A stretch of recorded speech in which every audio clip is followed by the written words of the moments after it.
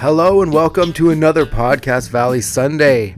I am one of your hosts, Chris Paco. I am the other host, Jeff Cameron. How's it going, Jeff? Hey, okay. How's your week or two been? Good. Awesome. Hanging in. Yeah. Doing fun stuff. Oh, I hear you there, man. Which is good because then you get to stay inside and watch the monkeys. Yeah, man. Like, for instance, you could choose an episode such as this one. Yes, The Prince and the Pauper. Oh. Which is, I guess, kind of a classic. You know, people remember it. It's kind of, yeah. Because of the gimmick involved is why it kind of sticks in the mind of the viewer, the fan. Yeah, and the Parent Trap split screen. Yes. Is This was like highly innovative at the time, I'm sure. Yeah, for sure. And it is done well. You don't see the line or anything. Right. When there's two actual Davy. Anyway, yes. Yeah. We'll get to that. Yeah, true enough. So this was directed by James Comack, written by Gerald Gardner, Dee Caruso, and Peter Meyerson. Whoa. No Dave Evans this time. Where the fuck was Evans?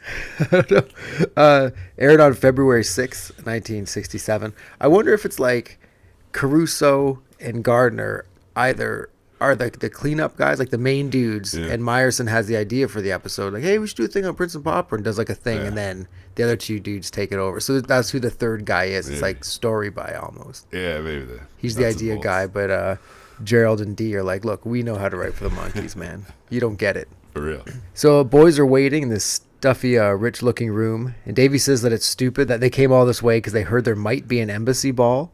And Mike says they haven't had a gig in a while, and they have to take what they can get.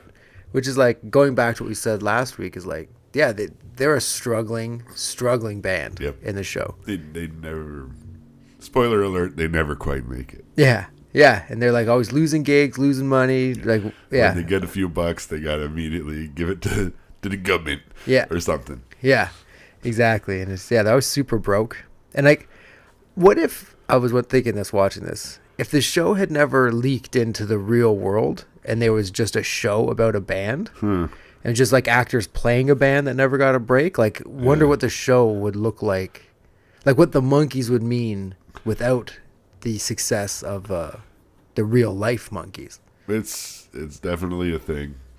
We got to factor in the quality of the music and the personalities of the guys. If it was different dudes, maybe it doesn't catch on.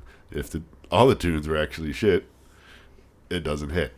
Like, there's a lot that is special about the monkeys that had to happen the way it happened and when it happened. Exactly. Yeah, it's very interesting. Like, Mickey have just done other acting gigs and would have been weird. Remember The Heights in the 90s? Yeah, A TV show about a band. They put out the song before the show came out. The song did good.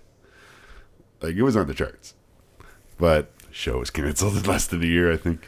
Yeah, that's interesting. It's almost like the show ruined the music. Not necessarily, but as far as the monkeys were concerned, Clarksville came out. It was a hit. Hey, we also got a show. Oh, it's huge. Yeah. We're going to get these kids on a plane. They're going on tour, you know? Yeah. And to keep going down this path, but like, I think that has a lot to do with like Rafelson and the guys that put it together, like innovating rather than just being a show that looks like every other show. Sure. They're like, no, like let's really change this up and make it different for the kids, because that was the first time kids were kind of starting to allowed to be their own person, kind of thing. Kind of true. A lot of freedom. Yeah. Freedom of the youth. It was happening. Yeah. It's crazy. But anyway, so back in the episode, some dude with a big mustache comes in and tells Davy that they've been looking for him everywhere, and he takes him away. And he just tells the other guys to shush. And that's kind of, they're just left by themselves. So Davy gets taken into another room, and some count-looking dude, he asks him why he's dressed like that. And then he sees a prince who looks just like Davy, and says it's the Prince and the Pauper. It's like the Prince and the Pauper. Yeah, he just straight up tells you, here's the story we're ripping off today. Yeah, exactly, yeah. We know we can't get away with it, so whatever.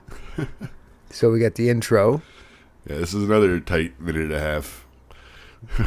Here, why don't we just tell you what it's about? Yeah. And then, boom. Exactly.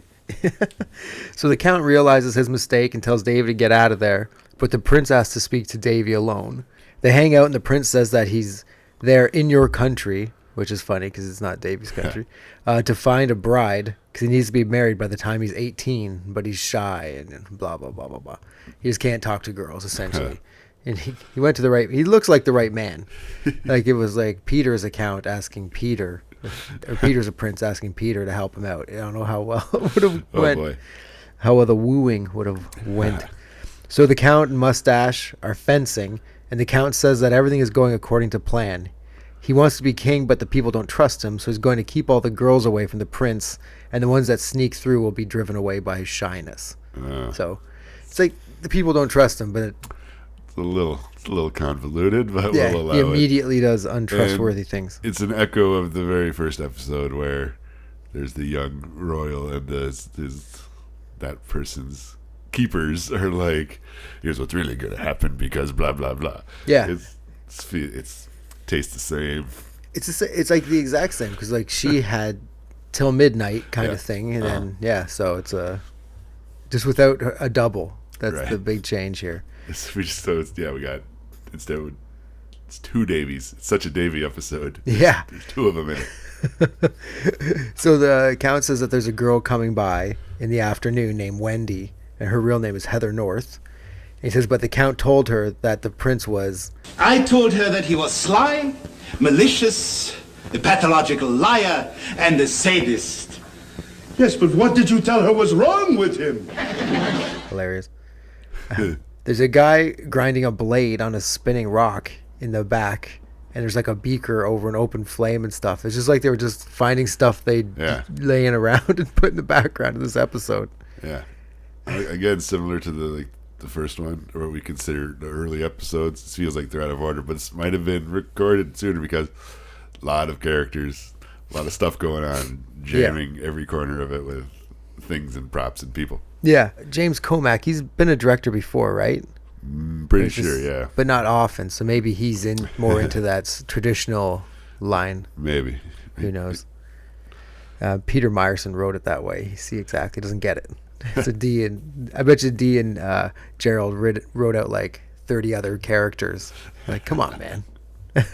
So anyway, Davy's hanging out with the prince. But you're a great guy, Ludlow. You're witty, you're handsome, and you're tall. And the boys come in and think they're seeing double. Davy brings them up to speed, and an old man comes in announcing Wendy, right? I'm seeing double over here. 4 Davies. So the prince is a wimp, and he can't see her, so Mickey says that Davy should pretend to be the prince and talk to the girl for him, right? Which is what they did to Peter as well. Yep. They had him move his mouth, and they talked for him. But. Yes, another echo of a previous thing. Strange. So Davy protests, but the guy says he's great with girls. Yeah, no shit. And so they take the prince's jacket and put it on Davy. She's got my jacket. And then Wendy's announced, and she walks up to Davy, who's all weird and nervous, and the boys are watching him from like a little eye slot thing in the wall. Yeah. They go, they're all switching. It's where Davy's nervous. I think he's more nervous playing the prince than he is talking to this girl, hands down. Like, yes, definitely. Which is weird. You just own it, Davy. She tells him that she doesn't think that she can see him anymore because of the Count told her a bunch of lies. Yeah. But Davy turns on the charm, and then she changes her tune pretty fast. You know, if Van Gogh had a girl like you, he'd still have both his ears. Wow. Sweet talk. That's a great line. It's almost like when I hear that line, I was like, ooh, I wish I was still single because I could use that line. Just kidding. I know that wouldn't work. And so she splits, and Davy kisses her hand, and everybody's happy. And the prince says he has to ask Davy for another favor, and whispers that he wants Davy to substitute for the prince for a few days and get Wendy to want to marry him. Yeah. Which Davy protests about it, but then is convinced to help out the prince, whose name is Ludlow. Right, it's a very handsome name. Quite. Love them. And that's kind of a weird move to be like, get her to fall in love with you and get her to want to marry you, and then I'll slide in. Because I'm not rad enough to get her to do that, but for you real. Are, so let's pull the old switcheroo thing. Yeah. Did you notice the throne is the throne from that they built and tried to sell to Otto? Oh, really? It's the same one.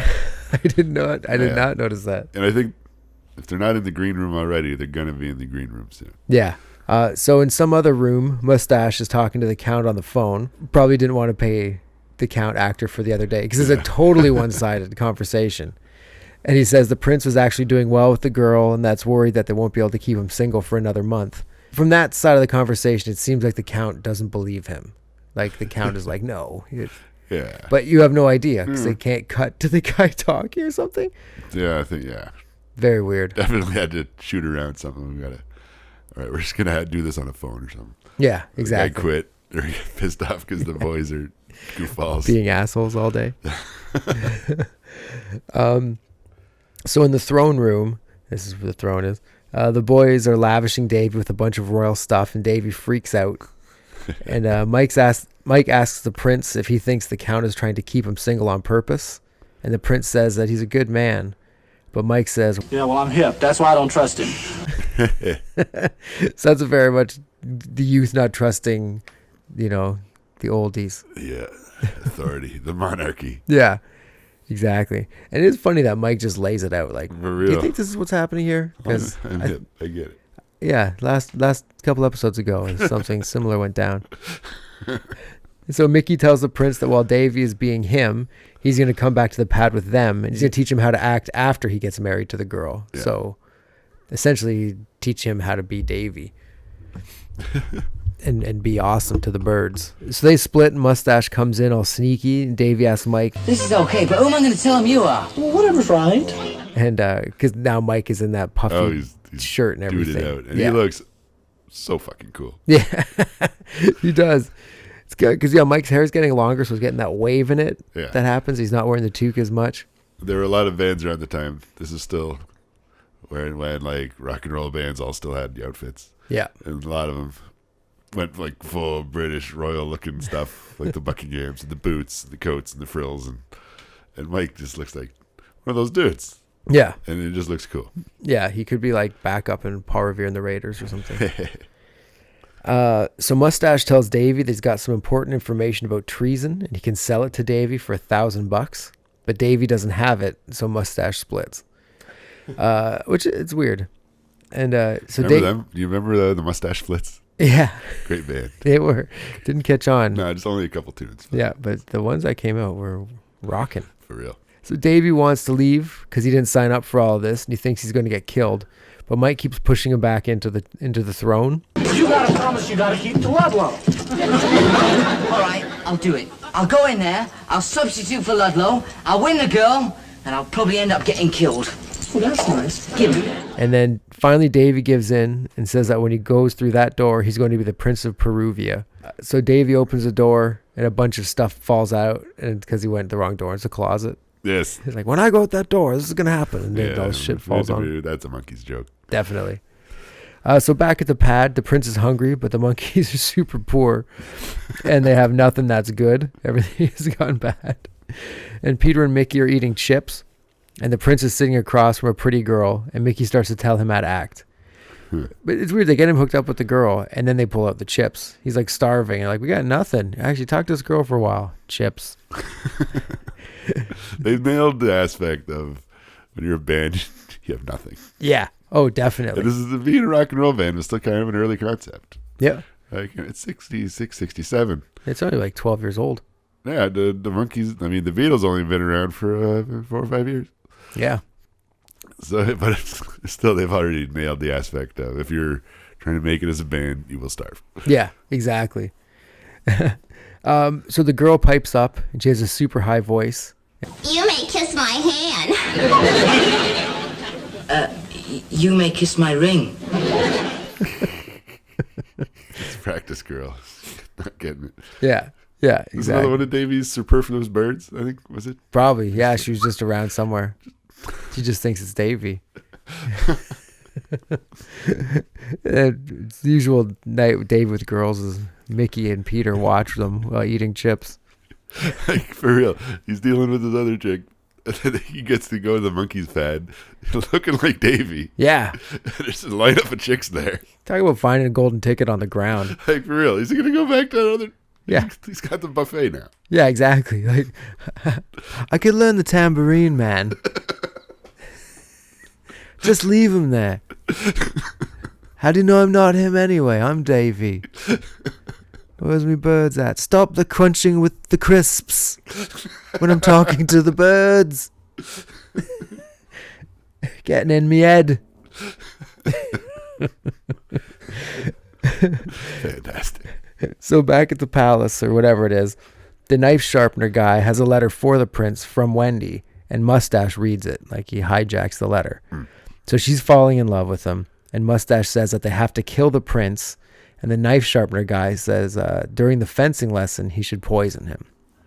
So they got a whole evil. Yeah, here we go. More poison. Yeah.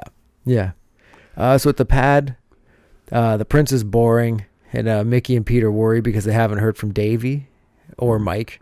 And they're worried that they're getting ghosted by them, essentially. Like if they've gone into the royal life and left him with this drip. They just ditched him. Yeah, like it's way better here. Let's stay here. Okay, works for me. But it is mentioned that Davy has a birthmark, and I thought that was going to come up as something, so they could tell which Davy was which, kind of thing. But it doesn't. No, that's it. Just talking about Davy's birthmarks. You want to see my birthmark, babe? Take off me knickers, though. Don't be offended. Looks like your best friend's handprint when she spanked me. Delightful. Anyway, so at the fencing lesson, Davy cuts a piece of kielbasa with his fencing knife thing, and Mike steals it. Then Davy bitches that he's hungry. Both these Davies are hungry all the time. And growing boys. Yeah. So Mustache and the knife sharpener come in giggling like assholes because the poison is on the fencing blade. And Davy tells Mike that he used to be a pretty good fencer or fencist, whatever they're called, when he was in school. And he says that he's going to compose a poem while he fences, and they both drop their swords. And so knife sharpener grabs them, and Davy takes the one with the poison on it. He offers him the one that he had. He's like, no, I'll take this one. And he takes the other one. So now there's something on the line. And so Mustache gives in, and he just runs away. And Davy sticks a plant with his sword, and it dies instantly. This wilty plant. So something was up. I don't know if he figures it out that something was up, or if he's just kind of like, oh, weird. That's a weird way. That's a little twist to it, because not only do we have, like, what was the last episode, the boxing one, where there's sleeping pills, and the first one was supposed to get the sleeping pills, doesn't get them, and something's gonna happen. And this time, I thought he was gonna fucking poke the bad guy and whatever. But no, pokes a plant dies. Oh, yeah, bomb. That's true. Yeah, it is exactly the same. So this is almost like an amalgamation of so many different Monkeys episodes, which shows how many Monkeys episodes have kind of been Prince and the Pauper-esque episodes.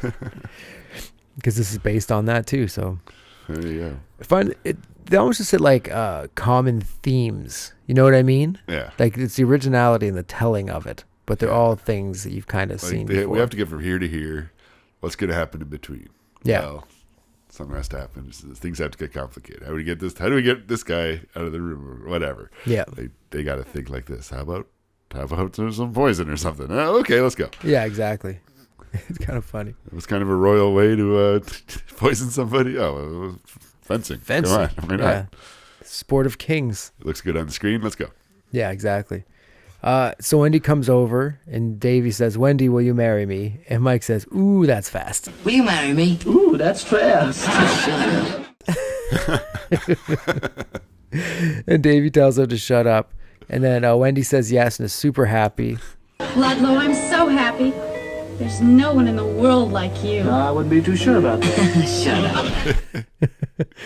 up. The Count busts in. He's all pissed off, and Davy tells him that they want to be married at once, and they're going to have a reception that night, and he's got to make it happen. And that's a big order. Oh, for real. Getting a wedding put together in one day. Uh-huh. Yeah. So Davy makes out with Wendy, which is highly unethical, I think. And then Mike stammers around and gets Mickey on the phone and tells him to bring the prince down to get married.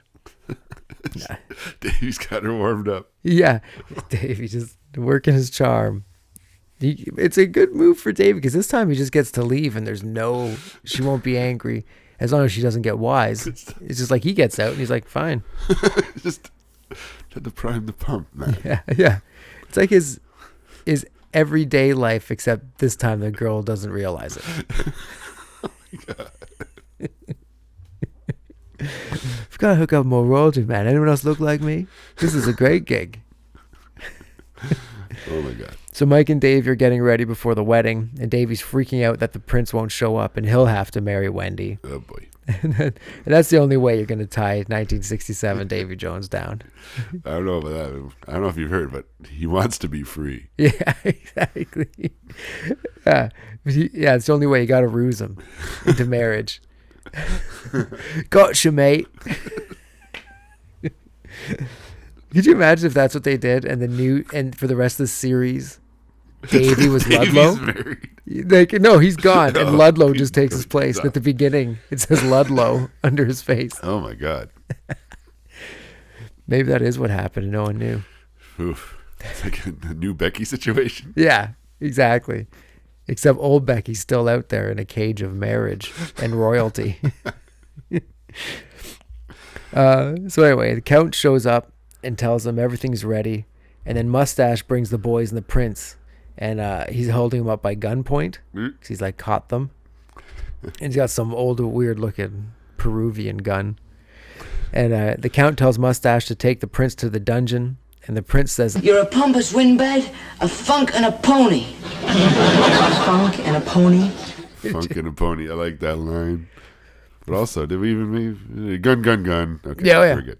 Gun, yep, of course. Guns. So the Count tells the monkeys to leave and never come back or tell anyone what they've seen. And they say that they're staying right there. And the Count says if they don't leave, he'll kill them. So they leave. And fair enough. Yeah. Okay. Bye. You called our bluff.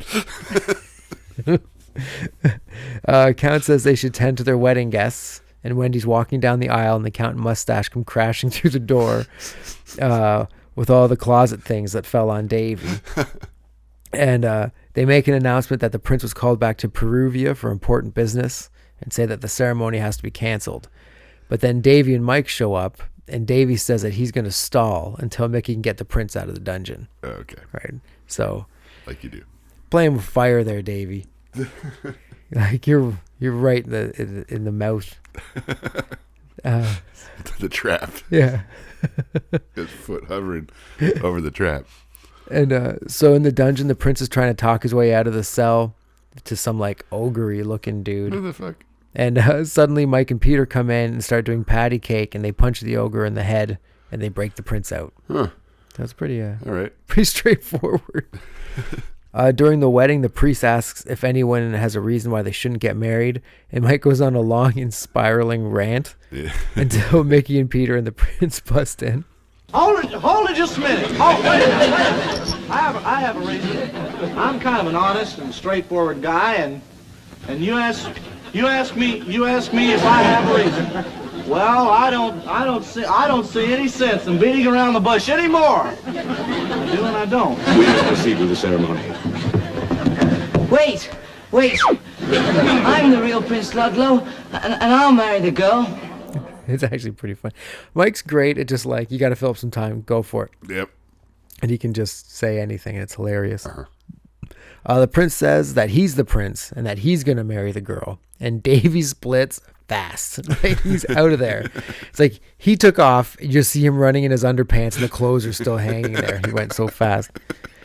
And then Mickey starts bouncing around like a weirdo all over the place. Yep. And then that leads us to Monkey Romp number 1, to Mary Mary.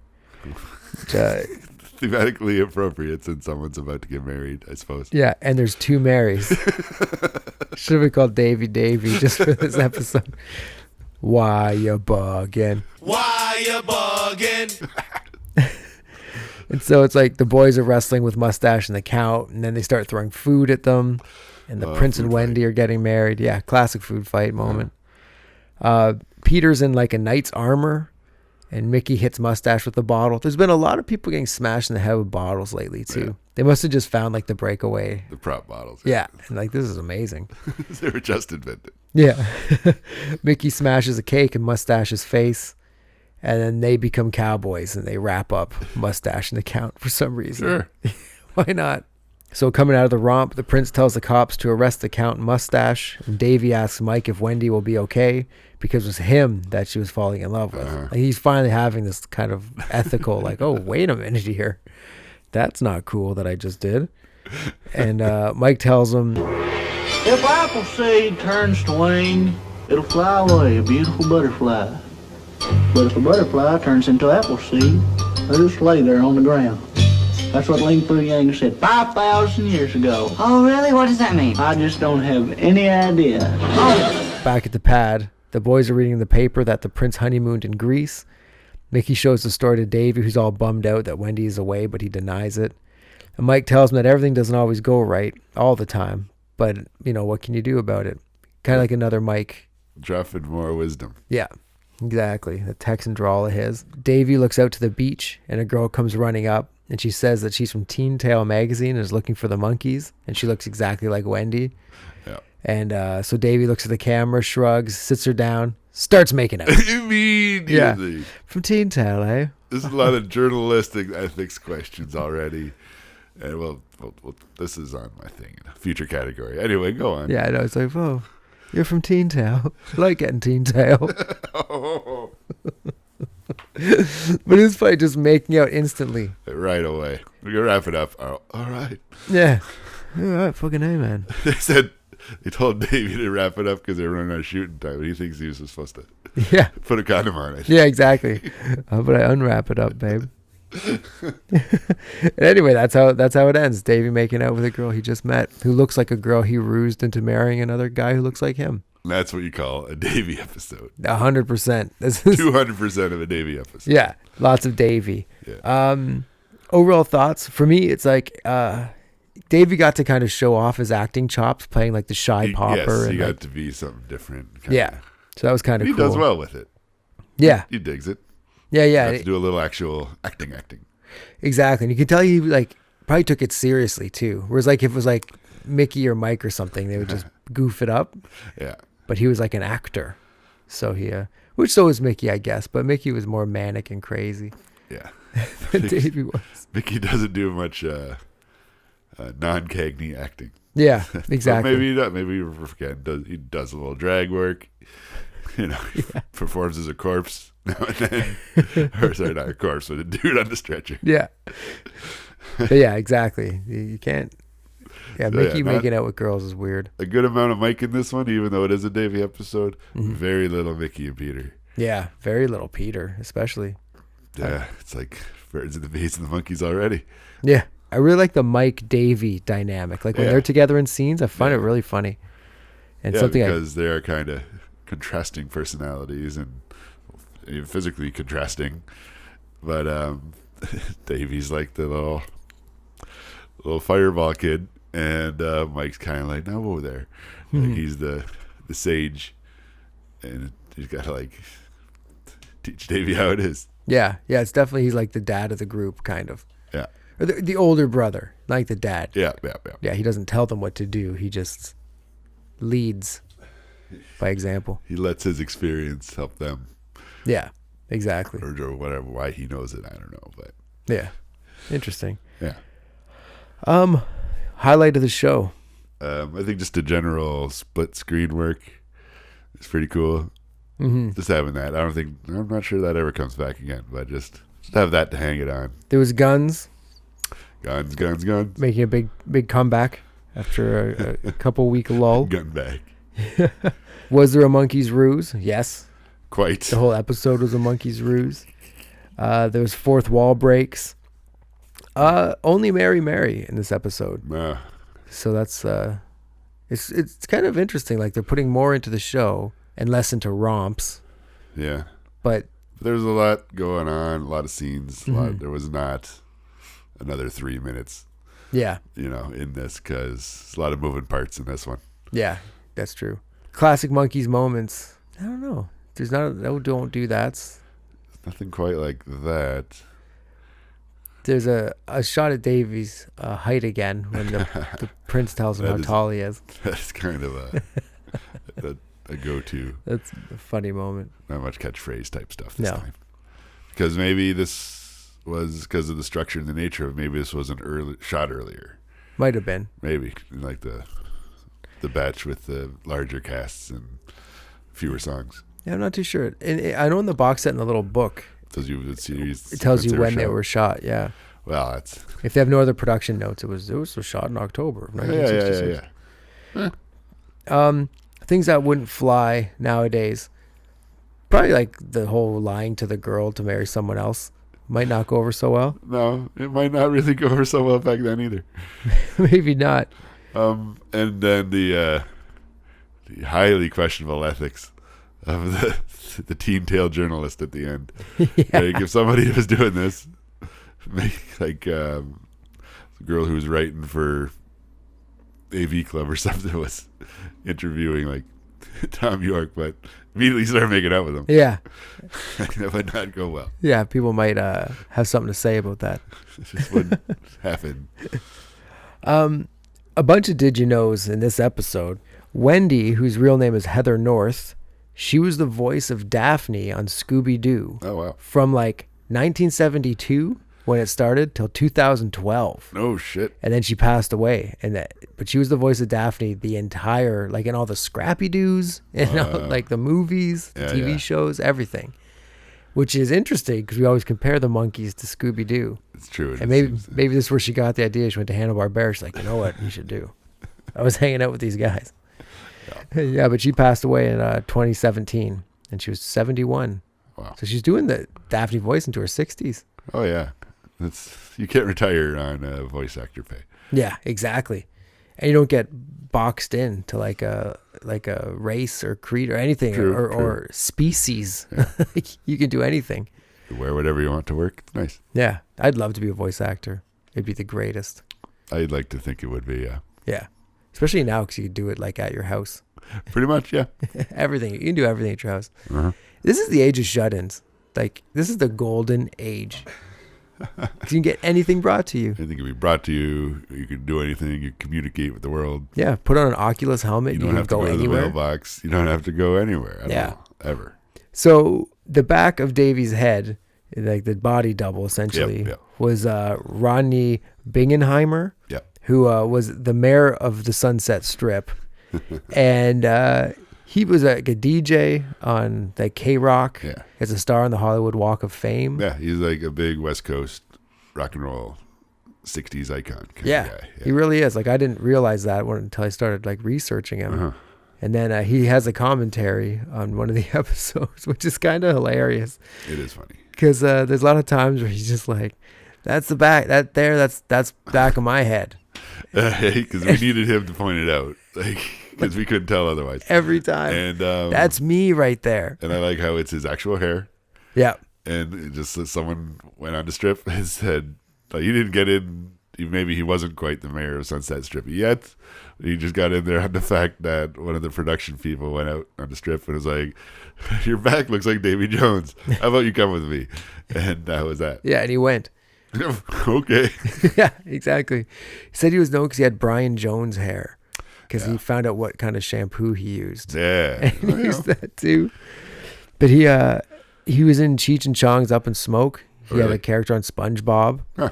Like, if you have the time, check him out on Wikipedia. It's a lot of stuff going on. At one point during the commentary, he says that you can get Mike Nesmith toques online from China on the internet for really cheap. What the heck? There's all kinds of stuff on the internet. And so, that's pretty much the episode, The Prince and the Pauper. Yeah. It's a cool episode, but because it's based on The Prince and the Pauper, they don't have a lot of monkey wiggle room, True. I find. But it's still a good episode. It's cool. The split screen's cool. Davy's funny in it. Yeah. It is, but the tapestry of recurring concepts and situations and solutions and complications, it's starting to emerge. Yes, yeah. I find, the second half of the first season, which is not really when things just start to repeat themselves in a normal thing. Well, but this is different times. Man. Exactly. And a lot more like tropey things back then. Yeah. But they weren't quite tropes yet because they'd only been around 10 or 20 years instead of like 60 or 70 years. Primarily, the show is a showcase for Davy Jones, and we're just going to do whatever we want with him. I think the show, at first, kind of designed as a showcase for Davy. There's a lot of episodes like this one. But the music almost developed when it became the music was a showcase for Mickey Dolenz mostly. Yeah. That's why, and like... Mickey Dole's not so much in the show, but he's big time in the music. Yeah, that's true. I wonder if that's why they kind of did that. Like, you're getting a lot here, so we'll give you guys something to do on the show, or if it just worked out the way it worked out. I think it might have just worked out the way it worked out. I'm not sure anyone was thinking it through to that level back then. No. Like, just looking back on it, it's easy to kind of see it. Oh, yeah, but when Maybe you're in tell it, at the time. yeah, it's hard to see what's going on. You've heard of wool hats, haven't you? It's Mike's hat. It's knitted.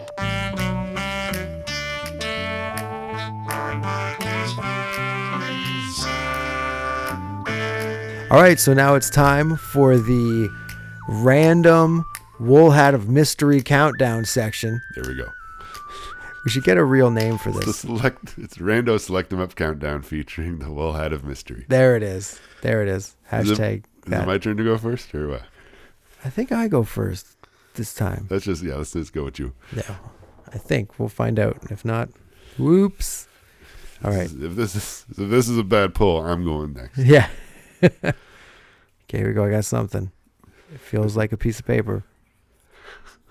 Forget that girl. Forget that girl. She'll only bring you down again. Forget that girl. I don't mind Forget That Girl. It's all right. It's no Porpoise song. Nay. But it's a good tune. Yes. Like, it's on the Live 67 thing. yeah, and that's actually a really good version of it. Yeah. Forget that girl.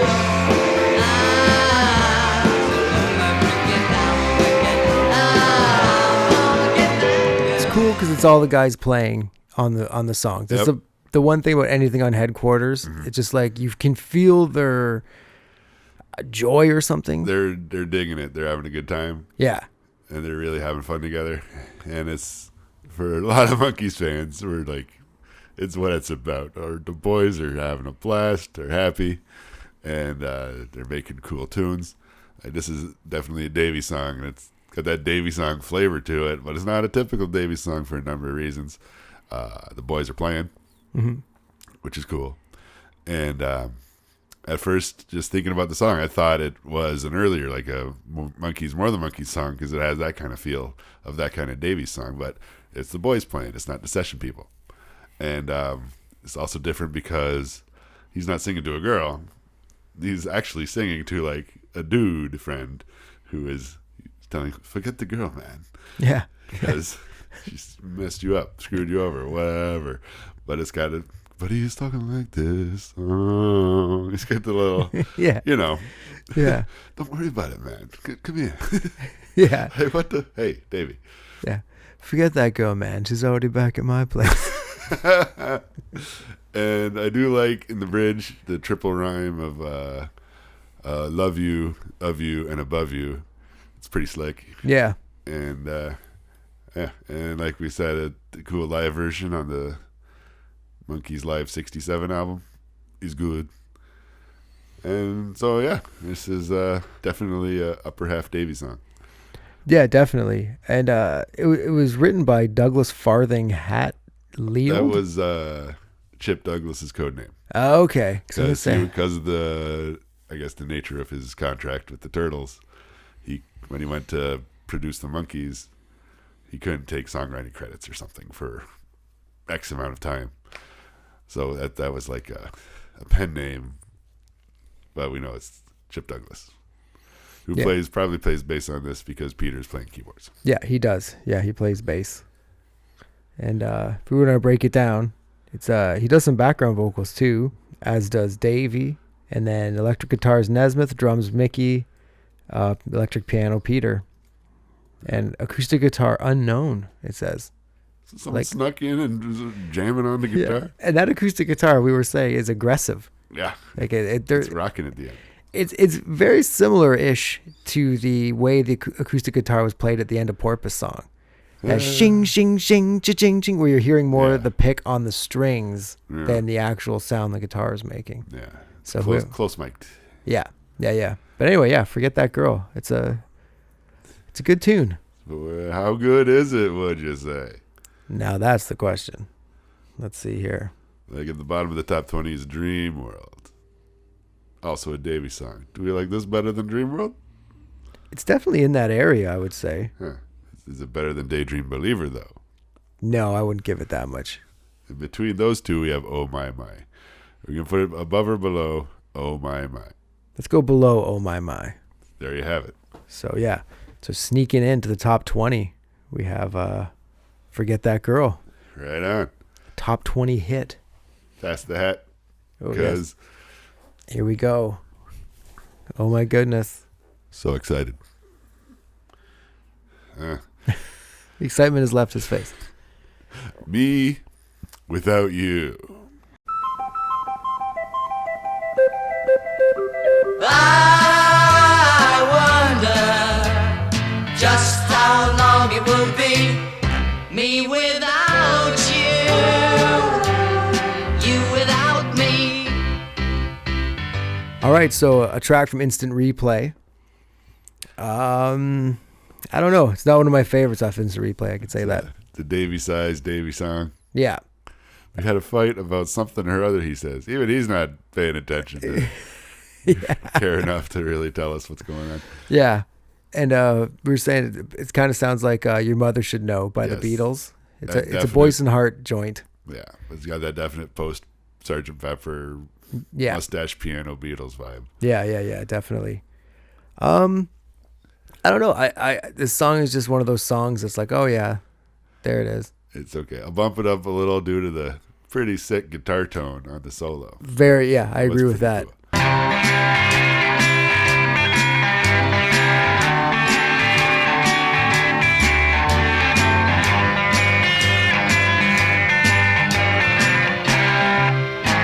And a lot of the solos just picking through the chords, Yeah. but it's just done in a cool way. So that Arpeggiating. Yes. So yeah, no, I agree that is a highlight of the song for sure. Yeah, the song that is 2 minutes and 15 seconds. You 2:10. 2:10. It feels significantly longer. Yeah, it feels like it's over 4 minutes. Huh. It's one of those things, and even though it's the same things kind of repeated over itself, it's just like, holy man. So, where are we gonna put this one? Huh. I think this might be in the jellies. I think it's in the jellies. I think so. Right now, how we're saying, we've got the jams are P.O. Box 9847 and up, and the jellies are I'll Spend My Life With You and down. So, that's about right. After Peter Percival Patterson's Pet Pig Porky and above Every Step of the Way. Let's go with that. Okay. There we have it. So number 45. In the mid jellies. Or 46, sorry. 46 is, the new one. Yeah, mid jellies. Right on. With a bullet. Me Without You. Sounds about right. All right, here I go. We need to hit this one. We've had some dumpers. Big money, no whammies. But you know what? I like pulling the bad tunes almost as much as I like pulling the good tunes. I know. I just like pulling it. To talk about. Ooh, I never thought it peculiar. Interesting. This is another post-Peter joint. I never thought it peculiar that you never gave me a smile. Okay, so I never thought it peculiar off of Changes, which is always tricky. Changes is such a strange record because it's got some things that rip and are wicked. And then it's got things like I Never Thought It Peculiar that are just like a Davy song. And it's got the little Burt Bacharach swinginess to it. Yeah, it's in 3/3 like a waltz. Yeah, it was, yeah. But it's a little cheesy. Yeah, it's got that cool bridge solo-y thing. Yes, that part is all right, even though it seems like they poked the lead guitarist awake. And he's like, baby.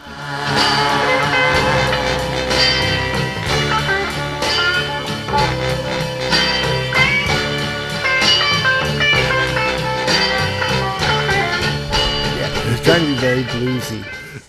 I'd like to know the faces he was making while playing that guitar solo. Unreal. And it ends, now little girl, you are mine. It started out, he never found it peculiar that wasn't sure if she was into him or not. But by the end of that tune, that little girl belongs to Davy Jones. Yeah, exactly. Give me 2 minutes that feel like 4 minutes. I'll make you mine, girl. Exactly. That's what every guy hopes. I don't know. You can, like... This Davy Alley in the bottom 20. It's getting a little crowded. Yeah. I think... called Schmaltz Way. Like, I'd say it's pretty much the same neighborhood as Me Without You. Yeah, I think you're right. They're very similar. Is it better or worse than Every Step of the Way? I think it could go below that. Yeah. Yeah, I guess. Then we got It's Hard to Believe from Paco and Jef. Every step of the way. Every step of the way. Yeah. I'd say around every step of the way. Okay. All right, let's do that. Perfect. Is going above or below it? Just below Every Step of the Way. There you go. So in between Every Step of the Way and Hard to Believe. Down in the jellies. Yeah, we have. I never thought it peculiar that you would be down in the jellies. Oh. So that does it for another episode of Podcast Valley Sunday. I am Paco. I am Jef. We hope you enjoyed yourself. Check out all of our social medias and have yourself a monkey's little evening. Thanks. Goodbye.